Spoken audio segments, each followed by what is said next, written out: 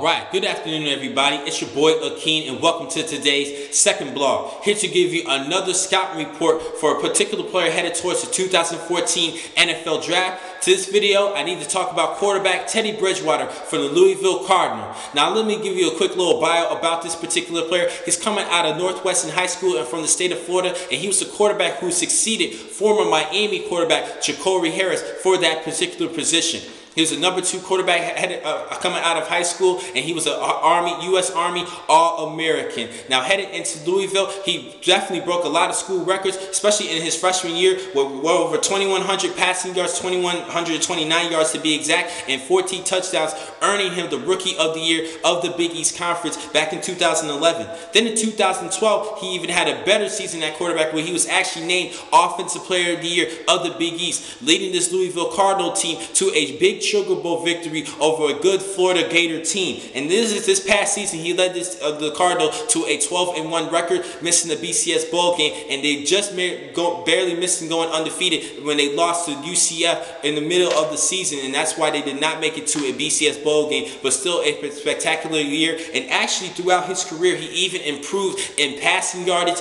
touchdowns, completion percentage, and even lowered his interception ratio. He actually had lowered interception rates each year of his career, so that shows that he's a good quarterback and a smart quarterback. And I'll give you some strengths about this particular player. He's a great passer. I think he's the best passing quarterback headed towards this year's draft. Good eye work. He definitely works his eyes down the field and keeps his eyes down the field looking for the open targets, and I think he works his eyes well in luring and manipulating defenses and their schemes because of his eyes. He has good reads, and he's a very mature quarterback who understands things very quickly. He understands the information that he's receiving and understands how to read defenses pretty well, which makes him pretty mature and smart. He has good throwing mechanics, steps into his throws, good passing mechanics, can definitely have a good mobility. He can give you some tough yardage on the ground. Not a big-time dual-threat quarterback, but he has good mobility to evade sacks, which is a good key about this guy. I think this is a sharp kid, sharp-witted,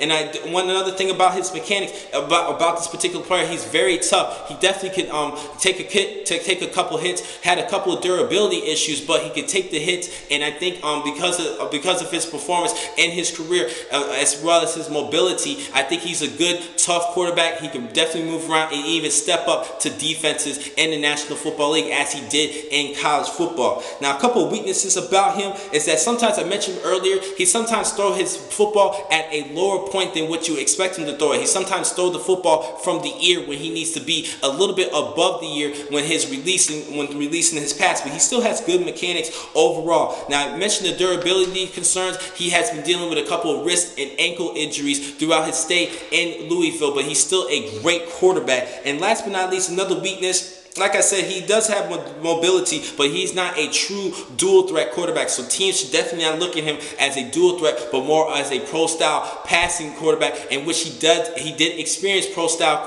offense at Louisville, going under center, dropping back, taking a couple steps, and using his mechanics to get the football down the field. And I think this is a good, accurate quarterback, and this is the best passing quarterback headed towards this draft. Now, I think it's going to be between him and Johnny Manziel who will be the number 1 quarterback taken in this year's draft. And this is still a race. He could still be picked number 1 overall to the Houston Texans, but I don't really think he's going to be number 1 overall. Still doing some evaluating and still making the decision who will be that number 1 overall pick, but he is definitely a for sure top 5 pick, because 2 other teams like the Jacksonville Jaguars and the Cleveland Browns desperately need a quarterback, and he could definitely be that guy. I have him projected in the top 5 of this year's draft. Now, the next time I'm going to catch you guys is tomorrow, where I will continue with all my top 5 prospects for each position headed towards this year's draft, and I'm going to talk about my top 5 defensive tackles. Thank you for watching today's vlogs from Pro Football Exclusive. I'm your man, Akeen McCall.